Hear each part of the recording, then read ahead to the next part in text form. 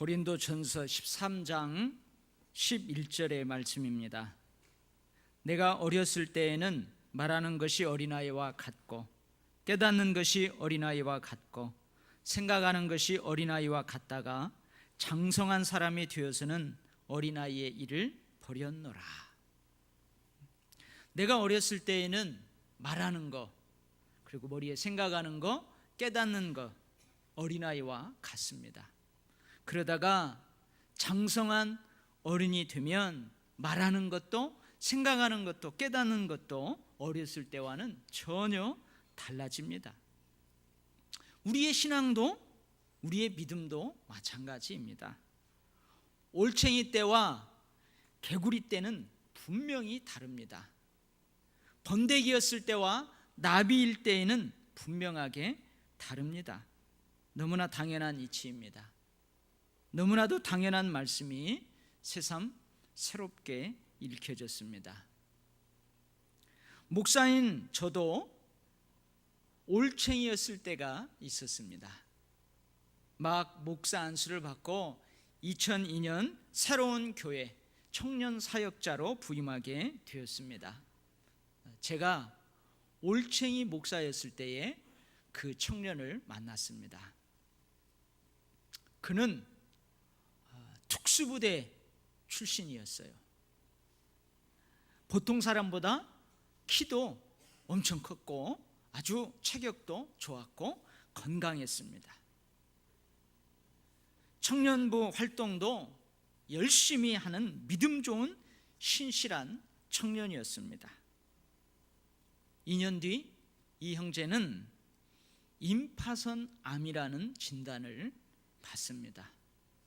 이러면 임파선이 어디냐면 입 안에 여러분 뭐가 이렇게 아프면은 이런 데 이렇게 몽우리가 쓰잖아요.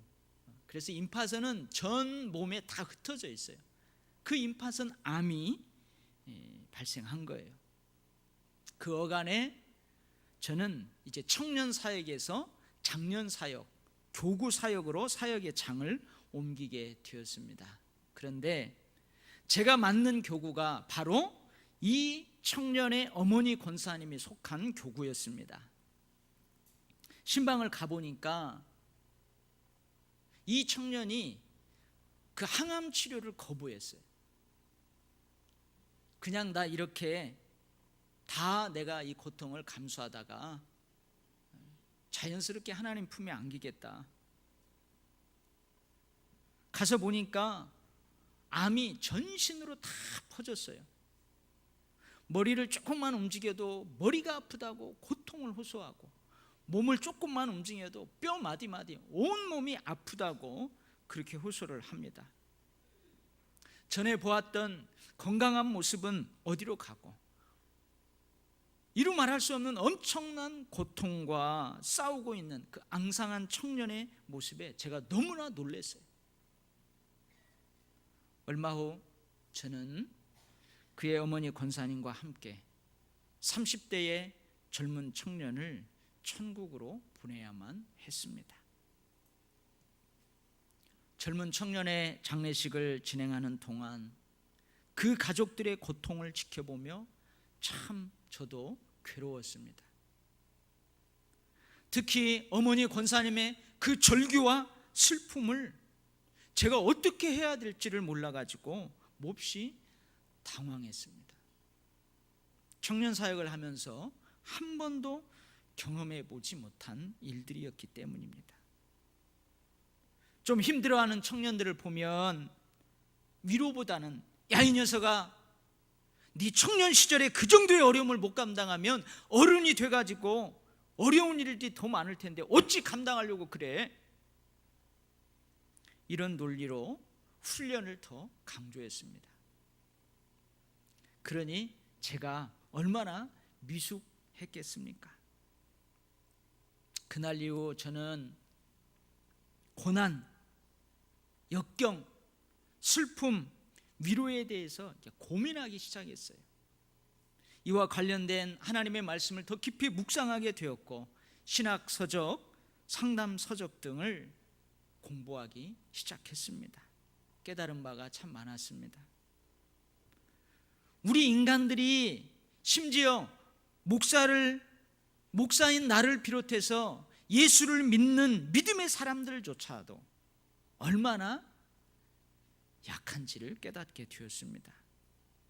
함께 아파하고 함께 울어주고 함께 위로하는 것이 목회에 있어서 훈련보다도, 강한 용사로 키우는 훈련보다도 그것 못지않게 중요하다는 것도 깨닫게 되었습니다. 우리 기독교 신앙은 고통과 슬픔을 무감각하게 하는 아편이 결코 아닙니다. 환자가 통증이 심할 때 무통주사를 맞습니다. 그것으로도 그 통증을 감당하지 못하면 적당량의 몰핀을 처방합니다. 여러분, 우리 기독교 신앙은 고난에 대한 고통과 슬픔에 그 무감각하게 만드는 몰핀, 아편이 결코 아닙니다. 성경은 탈고난을 결코 가르치지 않습니다. 내가 좀 절제하고 금욕하고 내가 좀 고행하는 삶을 살고 나의 수양을 통한 깨달음을 통해서 고난으로부터 해탈할 수 있다. 불교가 말하는 공양미 300석을 공양하면 탈고난할 수 있다고 그렇게 가르치지 않습니다. 고난, 고통, 슬픔은 현실입니다.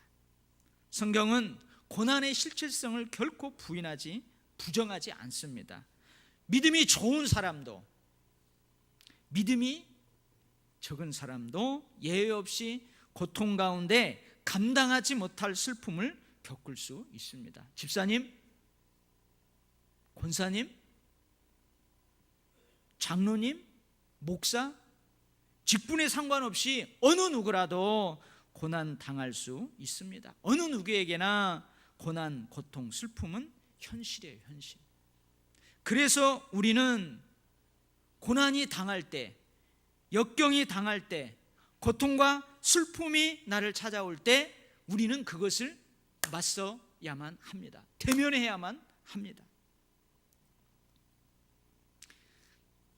근데 많은 학자들이 고난과 고통을 겪는 사람이 그것과 대면할 때 보이는 여러 가지 단계가 있다고 합니다.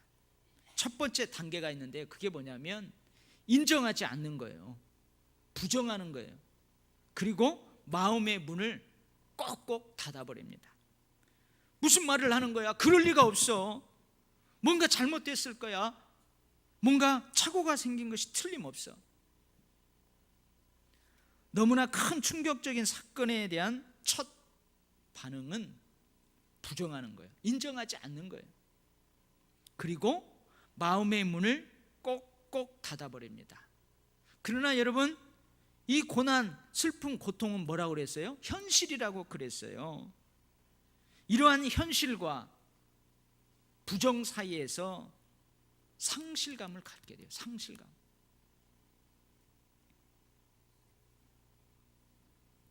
저희 어머님이 돌아가신 그 다음 해에 우리 가족이 여름 휴가를 떠났습니다. 근데 어린 제 딸들이 뭐라고 하냐면, 아빠, 최근예 할머니도 함께 했으면 좋았을 걸, 그러는 거예요. 저희 어머님 성함이 최근예예요. 그때 갑자기 제 눈에서 그냥 눈물이 핑 도는 거예요. 어머님이 생전에 계실 때에는 한 번씩 고향에 내려갔다 올 때면 항상 트렁크가 꽉 찼어요. 그때 제가 마티즈를 몰고 다녔거든요.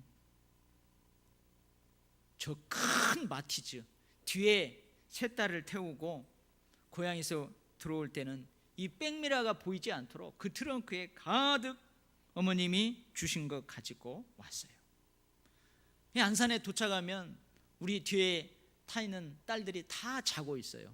그러면 제가 이 아이들을 등에 엎치고 계단을 여러 번 오르락내리락 합니다. 그리고 어머님이 주신 것들을 가지고 또 한 번 계단을 오르락내리락 해야 했습니다. 그런데 어머님이 돌아가신 첫 명절 때 안산으로 올라오는데 트렁크가 텅 빈 거예요. 그냥 아이들 한번 들쳐업고 계단 한 번만 오르락내리락 하면 편해서 좋은데 갑자기 어머님의 사랑이 느껴지면서 이게 가슴이 황한 거예요. 여러분, 이것이 상실감입니다. 쉽게 인정하지 못하고 쉽게 받아들이지 못하고 마음에 꼭꼭 마음의 문을 닫아버리면서도 그것이 현실이기에 가장 먼저 찾아오는 감정은 상실감이에요. 상실감. 두 번째 단계는 후회한다고 그래요. 후회. 그리고 분노와 원망을 쏟아낸다고 그래요. 이게 두 번째 단계랍니다. 예수님께 큰 은혜를 입은 마르다와 마리아가 있습니다. 여러분 잘 아시죠? 이들 오빠가 나사로예요. 근데 이 나사로도 예수님에게 특별한 사랑을 받았던 사람이에요. 예수님께서 특별히 이 나사로를 사랑했어요. 그런데 나사로가 갑작스러운 병으로 죽어갑니다. 그래서 누이들은 그 자리에 안 계신 예수님에게 이 소식을 전해요. 예수님께서 특별하게 사랑했었던 우리 오라버이가 지금 병이 들었으니 어서 오십시오. 어서 오셔서 우리 오라버이의 병을 고쳐주십시오. 이 소식을 전합니다. 그런데 예수님께서는 이 소식을 듣고 즉시 달려가지 않아요. 계시던 곳에서 이틀을 더 계시다가 나사로에게 갑니다. 그러나 이미 나사로는 죽은 지 나흘이나 되었어요. 무덤에 이미 안치시켰어요. 예수님이 오셨다는 소식을 듣고 깊은 슬픔에 빠진 누이들이 안타까워하며 예수님에게 하는 말이에요.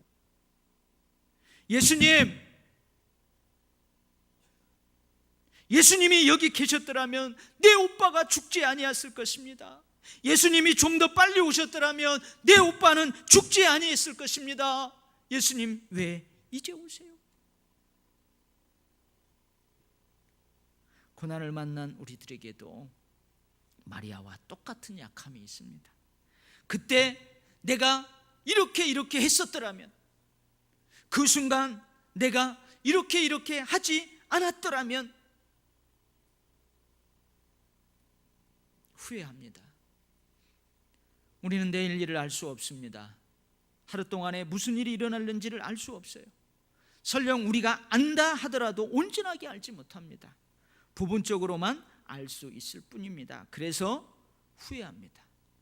그래서 후회하면서 죄책감에 사로잡히는 것입니다. 더 나아가 때로는 분노하고 원망합니다. 이게 다 늦게 온 예수님 때문이라고요. 왜 다른 사람도 아니고 우리 오빠란 말이에요? 왜 우리 집이란 말입니까? 하나님, 그 많고 많은 사람들 가운데서 왜 나입니까? 주변에 있는 사랑하는 사람들, 사랑했던 사람들인 가족, 친척, 친구, 의사, 목사, 결국 하나님께도 분노를 쏟아냅니다. 타협도 해봅니다. 만일 내가 건강하게 된다면 나는 주님을 위해 전적으로 헌신하겠습니다. 주님, 만약에 이 문제만 해결된다면 내가 주님을 위해서 더 많이 드리겠습니다. 타협도 해봅니다. 마지막으로 세 번째 단계는요, 두 가지로 나누어진다고 하는데요, 어떤 사람은 모든 것들을 받아들여요. 자기의 약함을 인정하고 모든 것들을 하나님의 뜻과 섭리로 받아들여요. 수용을 합니다. 그리고 평안을 되찾게 되고 살아갈 미래에 대한 큰 소망을 갖게 돼요. 모든 사실을 겸허히 수용하게 됩니다. 그런데 어떤 사람들은 삶을 포기해버려요. 끝까지 모든 것들을 받아들이지 못하고 삶을 포기해버려요. 그리고 평안 대신 빠져버려요. 우울감에, 우울증에 빠져버리고 더 깊은 절망으로 가게 됩니다. 부정도 사라지고 분노도 사라지고 타협도 나타나지 않고 아무런 반응을 하지 않지만 우울감에 빠지게 돼요. 과거를 기억하며 미래를 부정적으로 내다보면서 삶을 비관합니다. 사랑하는 성도 여러분, 이러한 고난과 고통, 슬픔은 어떤 특정한 한 개인에게만 찾아오는 게 결코 아니에요. 저에게도 여러분에게도 언제든지 찾아올 수 있는 현실이에요. 바이올린을 참 잘 켰어요. 유학 준비를 하던 중 갑자기 걸을 수 없을 정도로 이 무릎에 통증이 있는 거예요. 그래서 병원에 가보니까 뼈암이랍니다. 여러 병원에서 다리를 잘라야 된다고 합니다. 그래서 할머니 권사님이 기도해요. 하나님, 바이올린도 잘 키고 저렇게 예쁘게 생긴 우리 손녀딸 다리를 가져가시면 안 됩니다. 하나님, 우리 손녀딸 다리 절대 가져가시면 안 됩니다. 그런데 한 병원에서 다리를 절단하지 않고 수술을 참 잘했어요. 너무 감사했습니다. 그러나 몇 개월 후 재발되었어요. 이번에는 다리를 자를 수밖에 없었습니다. 그래서 그 할머니 권사님이 기도해요. 하나님, 이제 저 예쁜 우리 손녀딸 다리 가져가셨으니 제발 이제 목숨만은 살려주십시오. 이제 다리 가져가셨으니 목숨만은 살려주십시오. 그러나 결국 손녀는 할머니 곁을 훌쩍 떠나고 말았습니다. 그때 그 할머니 권사님이 하시는 말씀이에요. 하나님, 정말로 저를 사랑하시기는 하시는 것입니까? 하나님, 예수 믿는 우리 손녀딸 정말 사랑하시기는 사랑하시는 겁니까? 정말 하나님 살아 계십니까?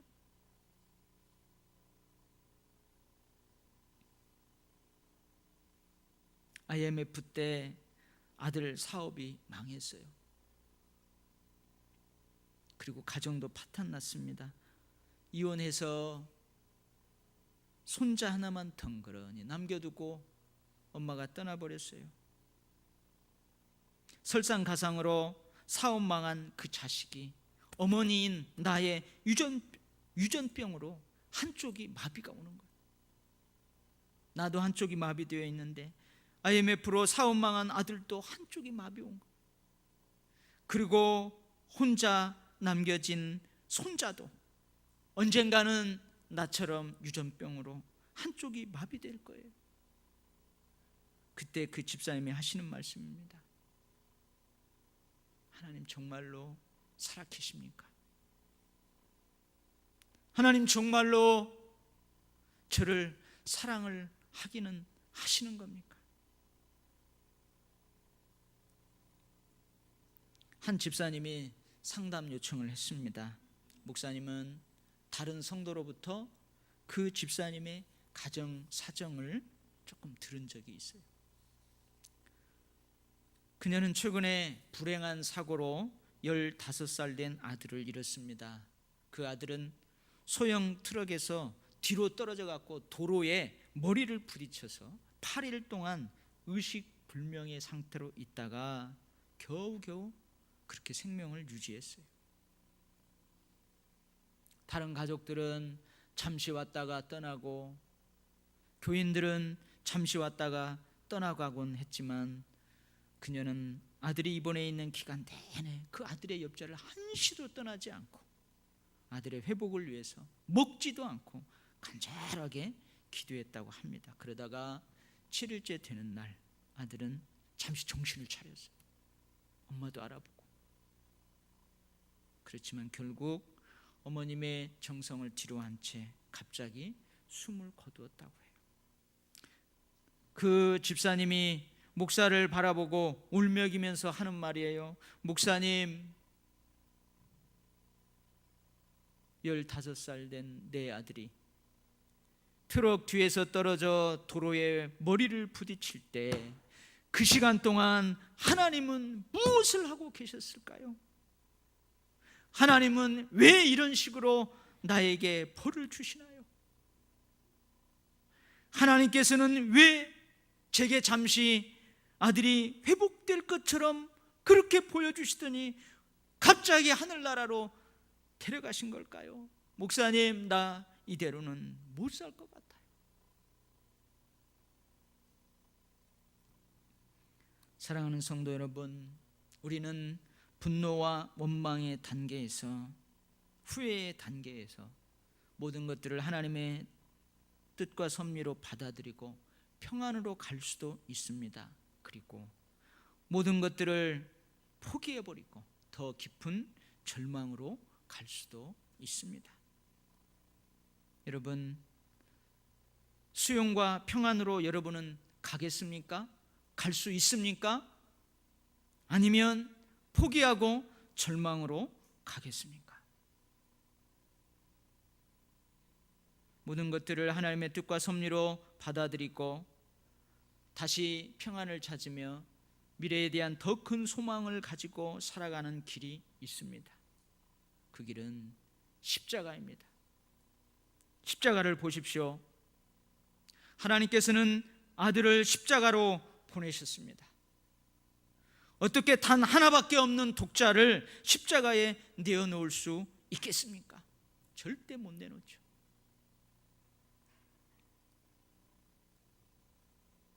제 딸이 셋이에요. 근데 제가 만약에 늦둥이를 낳았다고 생각해요. 늦둥이를 낳았는데 아들이에요. 우리 성도님 중에는 지금이라도 제가 늦둥이 낳으면 다 키워주겠다고 하는데 아들을 낳았어요. 제가 장남이고 장손입니다. 얼마나 귀해요. 내가 그 아들을 군대에 보낼 수 있어요. 하나님께서 네 대신 저 오지로 선교사로 보내라. 그러면 나 선교사로 보낼 수 있어요. 그런데 질그릇 말라가듯이 짐승처럼 저렇게 극심한 고통 가운데에서 죽어가는 십자가로 내 아들을 보내라? 나는 못 보내요. 어찌 내가 그렇게 귀한 아들을 내어놓을 수 있겠어요? 못 내놓아요. 그런데 하나님은 독생자를 내어 놓으셨습니다. 머리 둘 곳도 없는 비천한 마구간으로 보내십니다. 치욕스럽고 모욕과 멸시가 그리고 살인자와 함께 저 십자가에 달려 죽는 그곳으로 아들을 보내세요. 사랑을 주고 또 주지만 모두 배반하고 다 떠나버리는 그 현장으로 보내세요. 아들이 피땀 흘리며 기도했던 아버지 할 수만 있으면 이 잔을 내게서 옮겨주십시오. 그런데 그곳으로 기꺼이 보내십니다. 그렇게 탈진하며 죽어갈 것을 알고 있지만 그 십자가의 현장으로 기꺼이 하나밖에 없는 아들을 보내십니다. 아들이 외칩니다. 나의 아버지, 어찌하여 나를 버리십니까? 아버지, 내가 너무나 목이 말라요. 그런데 하나님 아버지는 수많은 천군 천사를 보낼 수 있지만 그 아들의 외침에 침묵하세요. 그래서 어떤 신학자는 아들과 함께 아버지도 십자가에 달리셨다고 했습니다. 인간적으로 표현하자면 하나님 아버지도 너무너무 가슴이 찢어지고 너무너무 가슴이 아파서 그 아픈 가슴을 소유하신 분, 그분이 하나님이세요. 성령으로 잉태하여 예수님을 낳은 마리아도 아들 예수님을 십자가에 보냅니다. 30여 년 전 마리아는 낳은 아기 예수를 안고 정결 예식을 행하려고 예루살렘 성전에 올라갔었어요. 그때 성전에서 시몬이라는 사람을 만나는데 그 사람이 성령의 충만함으로 마리아에게 말합니다. 이 아이는 많은 사람의 생명을 구원할 것입니다. 비방을 받는 표적이 될 것입니다. 그리고 또한 이 아이로 하여금 당신의 마음을 칼로 찌르듯 할 것입니다. 지금 마리아는 칼로 찌르듯 아픈 가슴으로 피눈물을 흘리며 아들을 십자가로 보냅니다. 그리고 예수님은 그런 어머니를 위로합니다. 그런 어머니를 사랑하는 제자에게 친어머니처럼 모시라고 부탁합니다. 사랑하는 성도 여러분, 하나님 아버지께서 왜 이렇게 아들을 십자가로 보내십니까? 우리를 위해서입니다. 죽어간 아들을 보내며 절규하는 어머니를 위해서입니다. 먼저 훌쩍 떠나버린 바이올린 잘 켜는 손녀를 보내며 가슴 치는 그 할머니를 위해서입니다. 고통, 역경, 힘겨움 중에 지쳐앉아 아픔으로 울고 있는 우리를 위해서입니다. 그렇게 우리에게 슬픔만 남겨주고 훌쩍 떠나버린 그 사람을 위해서입니다. 하나님, 날 사랑하십니까? 하나님, 그때 어디서 뭐하고 계셨습니까? 정말 하나님 살아계신 분이 맞습니까? 후회하고 원망하고 분노할 때 하나님께서는 이렇게 말씀하십니다. 십자가를 보렴. 내 아들이 터져버린 심장으로, 찢겨진 심장으로 매달려 있는 저 십자가를 보렴. 나는 이런 너를 위해 독생자를 기꺼이 십자가로 보냈단다. 사랑하는 내 딸아, 사랑하는 내 아들아, 내가 너의 슬픔을, 너의 아픔을 잘 아노라. 하나님 그렇게 말씀하십니다. 사랑하는 성도 여러분, 이 슬픔과 역경은 누구에게나 찾아올 수 있습니다. 여러분, 우리는 더 깊은 절망으로 나아갈 수도 있고 평안을 가지고 큰 소망으로 미래를 힘차게 살아갈 수도 있습니다. 여러분, 십자가를 보시고 그 십자가에서 예수님을 만날 수 있기를 바랍니다. 하나님의 음성을 들을 수 있기를 바랍니다. 이 시간 우리 삶에 찾아올 때에 우리에게 위로가 되는 찬송이 있습니다. 어쩌면 이 찬송을 쓰신 분도 너무나 큰 슬픔을 당했는지도 모릅니다. 여러분, 이 찬양을 통해서 하나님의 영광을 받으시고 우리 모두에게는 위로가 넘쳐날 수 있기를 바랍니다.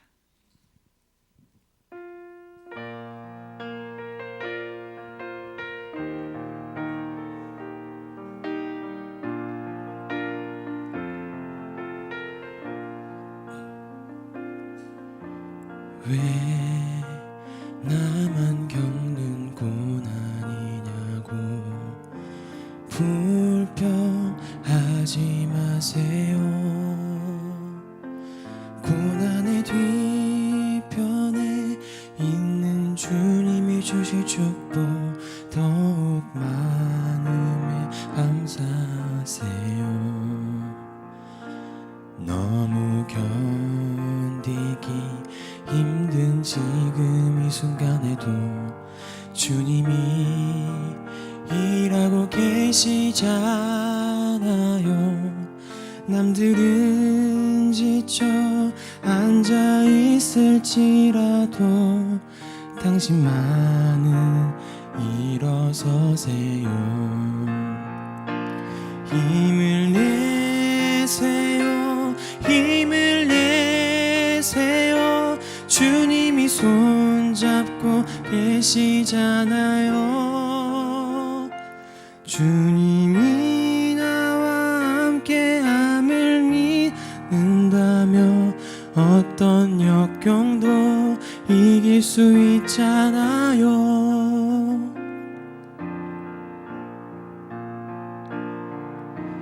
왜 이런 슬픔 찾아왔는지 원망하지 마세요. 당신이 잃은 것보다 주님께 받을 은혜 더욱 많음에 감사하세요. 너무 견디기 힘든 지금 이 순간에도 주님이 일하고 계시잖아요. 남들은 지쳐 앉아 있을지라도 당신만은 일어서세요. 힘을 내세요. 힘을 내세요. 주님이 손잡고 계시잖아요. 주님이 나와 함께함을 믿는다면 어떤 고난도 이길 수 있잖아요. 어떤 고난도 이길 수 있잖아요.